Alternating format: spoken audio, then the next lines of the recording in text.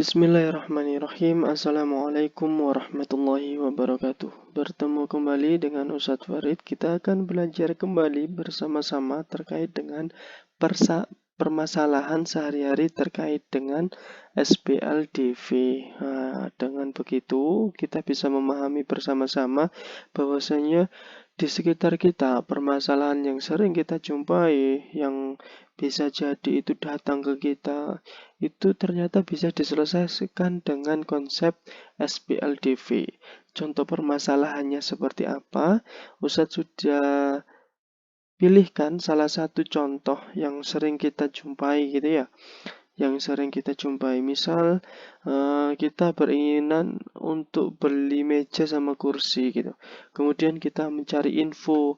Nah, ketika mencari info, kita dapati dari orang pertama yang beli 5 buah meja dan 8 kursi, itu harganya kena harga totalnya itu 1.150.000.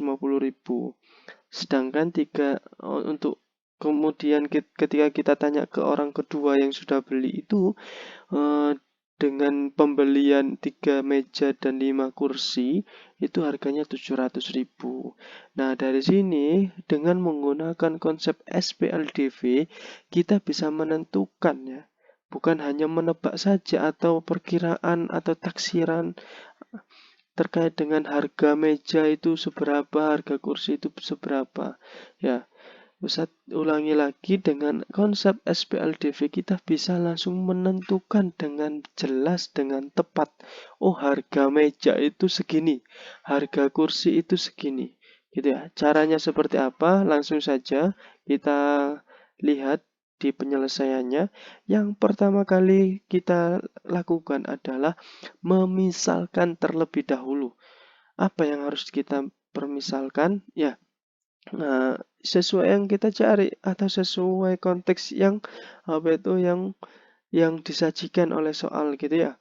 Oh, di sini yang dibicarakan adalah meja sama kursi. Berarti yang kita permisalkan itu adalah harga meja dan harga kursi. Oh, yang diminta dari soal itu adalah harga masing-masing meja dan kursi. Berarti cukup yang harus dimisalkan oleh kita adalah harga meja dan harga kursinya. Harga meja Ustadz misalkan sebagai X, harga kursinya Ustadz misalkan jadi Y. Ustadz, untuk apa kita memisalkan ini? Memudahkan kita, nak. Memudahkan kita. Contohnya gini. Kalau misal harga meja itu Ustadz misalkan X dan harga kursi Ustadz misalkan Y, berarti 5 buah meja Ustadz bisa sederhanakan sebagai 5X, 8 buah kursi Ustadz bisa sederhanakan sebagai 8Y, yang hasil penjumlahannya itu sama dengan 1.150.000. Supaya nggak bingung, Ustadz sudah klik ini. Nah, kita langsung dapat dua persamaan dengan cara memisalkan ini ya. Korelasi atau hubungan dengan kita memisalkan ini beserta konteks yang dibicarakan itu akan menghasilkan persamaan ini, nak. Ya, beli 5 meja ditambah 8 kursi itu harganya 1.150.000. Kemudian orang kedua ketika kita tanya beli 3 meja ditambah 5 kursi itu harganya 700.000. Kita dapat dua persamaan langsung dengan cara memisalkan. Mudah kan? Ya, daripada harus ribet-ribet dengan kata-kata yang banyak ini ya. Kan lebih mudah kalau kita misalkan seperti ini gitu ya. Langsung saja kita akan menyelesaikan permasalahan ini dengan penyelesaian yang sering digunakan oleh khalayak umum gitu ya. Yaitu dengan menggunakan metode campuran. Berarti yang pertama kali kita lakukan adalah metode eliminasi atau mengeliminir salah satu nilai dari variabel, entah itu X atau Y. Kalau dilihat dari dua persamaan ini, yang memungkinkan supaya pengkalinya itu sedikit ya, kecil, itu kita menghilangkan X-nya aja. Karena kalau menghilangkan Y-nya, berarti atasnya harus dikali 5, bawahnya harus dikali 8. Supaya nilai Y-nya itu sama. Nah, itu kan pengkalinya besar. Lebih baik cari pengkali yang kecil aja. di sini dikali 3, di sini kali 5, supaya nilai X-nya sama-sama 15. Jadi Ustadz mendapati yang seperti ini, nak. Yang atas dikali 3, yang di bawah dikali 5.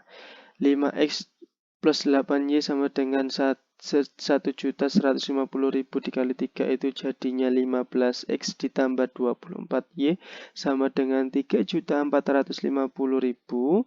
Nah, untuk 3X plus 5Y sama dengan 700.000 itu dikalikan 5. Ya, sehingga menghasilkan 15X plus 25Y sama dengan 3.500.000. Dengan begini kita bisa mengeliminasi nilai X-nya karena nilai X-nya sama-sama bernilai sama. 15X dikurangi 15X hasilnya 0. Ustaz tidak tulis. 24Y dikurangi 25Y hasilnya minus Y. 3.450.000 dikurangi 3.500.000 hasilnya minus 50.000.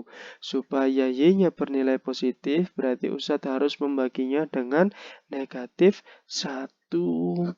Ya, negatif dibagi negatif hasilnya nanti positif. Karena di sini bagi negatif 1, berarti di sini juga harus dibagi negatif 1. Hasilnya kita jumpai Y sama dengan 50.000. Dengan begini kita bisa menentukan, ya. Bisa menentukan secara akurat. Bukan memperkirakan saja, bukan kira-kira atau bukan menebak gitu.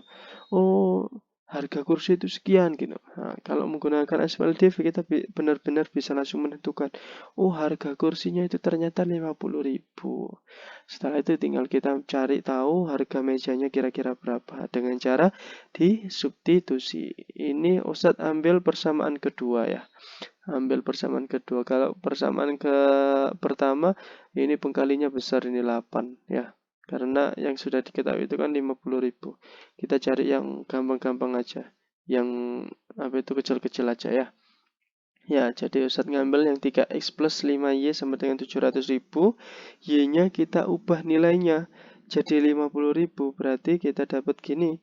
3X ditambah 5 dikali 50.000 sama dengan 700.000, ya. Y-nya diganti 50.000. 5 dikali 50.000 hasilnya 250.000, ya. Nah, 250.000-nya supaya 3X itu sendirian, berarti 250-nya itu pindah ke ruas. Yang awalnya positif jadi negatif, ya. Awalnya positif jadi negatif. Nah, otomatis di ruas kiri sudah nggak ada lagi 250 karena dia sudah pindah ke ruas kanan, ya. 700.000 dikurangi 250.000 itu hasilnya 450.000. Supaya nilai X-nya itu 1, berarti dilihat dulu koefisien dari X-nya berapa, 3. Oh, berarti harus dibagi 3. Nah, kalau nilai koefisien X-nya itu dibagi 3, berarti 450.000-nya harus dibagi 3 juga. Sehingga nilai X-nya itu 150.000.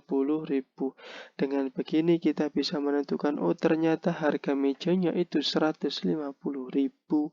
Nah, ini loh. Dengan menggunakan konsep SPLDV, kita bisa menentukan harga seakurat mungkin. Ya, harga akurat dari kursi itu 50.000. Harga akurat dari meja itu 150.000. Kalau kita simpulkan berarti harga per meja itu 150.000, harga per kursi itu 50.000. Sekian dari Ustadz. Bagaimana caranya kita menyelesaikan permasalahan sehari-hari dengan konsep SPLDV.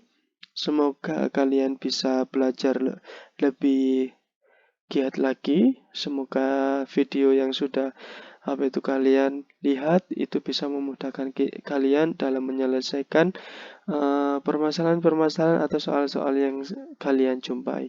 Itu saja yang bisa Ustadz sampaikan. Kurang lebihnya Ustadz mohon maaf dan terima kasih. Semangat terus belajar. Jangan pernah menyerah dalam keadaan apapun. Ustadz akhiri. Assalamualaikum warahmatullahi wabarakatuh.